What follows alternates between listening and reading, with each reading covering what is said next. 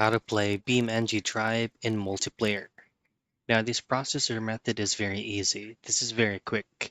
So if you go ahead and launch your BeamNG Drive the very first time and then go into your BeamNG settings, you won't be able to see the multiplayer mode or the multiplayer option if you have just installed it yet. So for you to be able to have that option, just simply open up your web browser or any available web browser that you can use, and then go into this site that's going to be called beammp.com.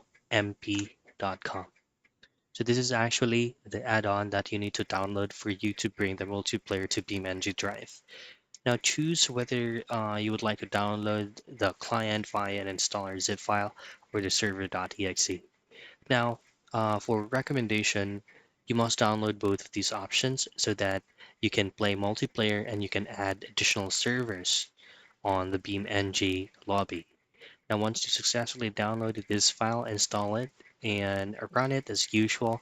And then if you pull up your BeamNG Drive client, you should now then be able to see the multiplayer mode or multiplayer feature once you pull up settings. And that's basically it. That's how you play BeamNG Drive in multiplayer.